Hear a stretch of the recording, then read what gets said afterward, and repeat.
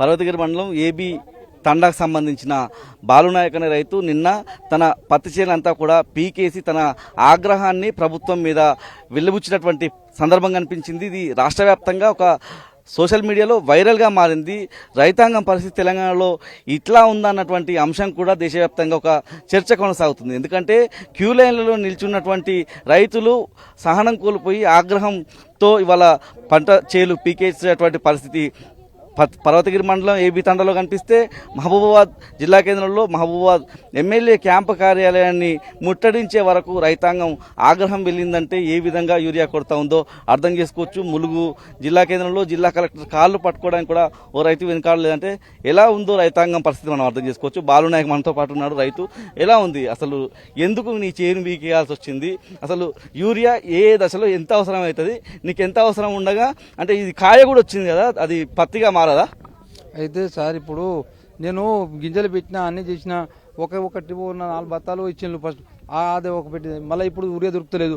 నెల 10 రోజుల కానీ తిరుగుతున్నా, ఇటు చేసినా ఆడు చేసి నెక్కొండ పోయినా, నెక్కొండ నుంచి స్టేషన్ నెక్కొండ పోయినా, స్టేషన్ నెక్కొండ నష్టపేట, మళ్ళీ పోతే ఇటు పర్తగిరి కల్లెడ అందరు పోయే వరకు నేను ఇప్పుడు తిరిగి ఒక్క బస్తా కూడా దొరుకుతలేదు. అందుకొరగానే నేను ఇది ఇంటికాడ వస్తా, ఇంటికాడ కూడా అక్కడ పోతే ఆడ కూడా. ఎందుకంటే నేను ఇక వీళ్ళ కూడా వాళ్ళ కూడా ఈ ప్రభుత్వం ఇక నేను అసలు ఈ ప్రభుత్వంలో నేను నాకు ఏమున్నదని అది చేను అది దానికి వీడియో వేస్తే ఏమైనా పెరిగితే ఆ బయట తెచ్చిన అప్పులు అది కడదాం అనుకుంటే ఇక ఈ బాధ ఆ బాధతోటి నేనే పురుగుల మందు తాగి నేను చచ్చిపోతా, మీరు ఉండురని నేను నిన్న సాయంత్రం దొరతోటి కూడా ఇదే మాట అన్నా. ఇప్పుడు ఎందుకంటే ఈ ప్రభుత్వంలో నాకు వీడియో బస్తాలు కూడా ఎక్కడ పోతే ఒక్క బత్త కూడా దొరకలేదు. అందుకొరగానే కోపంతోటి పీకేసిన సార్. ఎన్ని ఎకరాలు వేసినావు, ఎంత పత్తి యూరియా అవసరం, అంటే ఎందుకు క్యూ లైన్ల నిలబడ్డావా, ఎట్లున్నది కోసం? నాకు 50 బస్తాలు టిప్పుకు అప్పుడు కేసీఆర్ సార్ ఉన్నప్పుడు, దయాకర్ రావు దొర ఉన్నప్పుడు, అప్పుడు నేను అట్లా ఫోన్ చేస్తే నాకు బస్తాలు వచ్చేది. కానీ ఇప్పుడు ఫోన్ కాదు కానీ తిరిగి నాకు చెప్పులు అయినాయి కానీ బస్తాలు దొరుకుతలేవు. అందుకొరగానే నేను ఇక నాకు కోపంతో ఇంట్లో గొడవ ఆ గొడవ ఈ గొడవతోటి ఈ ప్రభుత్వంలో నాకు ఉంటేంది పోతుందని నేను పంట చేనులకి ఇక కోపంతో పీకేసిన సార్. ఎంత పెట్టుబడి పెట్టినా ఎంత లాస్ అయినా? 2,50,000 పెట్టినా సార్. ఇప్పుడు గింజలతోటి అన్ని మొత్తం 2,50,000 పెట్టినా, బయట తెచ్చి పెట్టినా. ఎందుకంటే మళ్ళీ ఈ పంట పండించి మళ్ళీ రిటర్న్ వాళ్ళకు కట్టాలంటే నాకు అయితే లేదు. ఈ ఇంటికాడ గొడవ ఇవన్నీ చేస్తే ఇక నేను అదే పురుగుల మందు తాగి చచ్చిపోతా అని దొరతోటి చెప్పిన. నువ్వు రాకపోతే మాత్రం నేను చచ్చిపోతా అని చెప్పిన సార్. అది ఎట్లా? మనతో పాటు బాలునాయక్ భార్య ఉన్నారు. అమ్మ, ఏంది పరిస్థితి, ఎన్ని ఎకరాలు లేచిండ్లు? అంటే యూరియా కోసం పోయిన సంవత్సరం వరకు అంటే బీఆర్ఎస్ ఉన్నప్పుడు, కేసీఆర్ ఉన్నప్పుడు ఎట్లుండే, ఇప్పుడు ఎట్లున్నది పరిస్థితి? ఈ పరిస్థితి కోసమే పీకేసినాం సార్.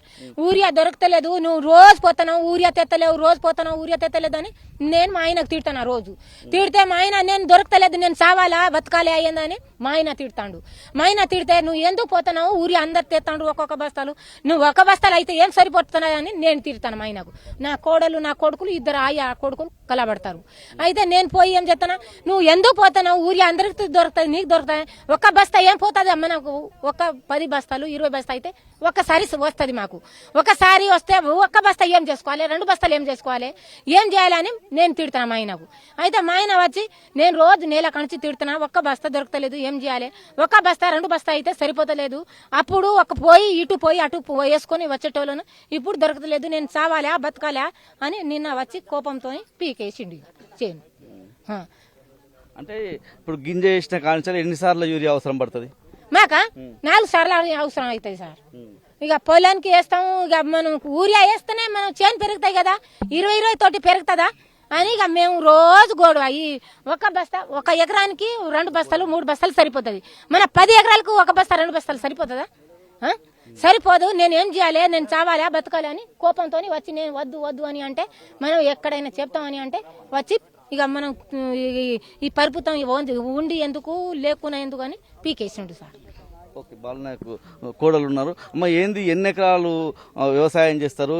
అంటే మీరు యూరియా కోసం ఎంత తిప్పలు పడ్డారు ఈ వానాకాలంలో?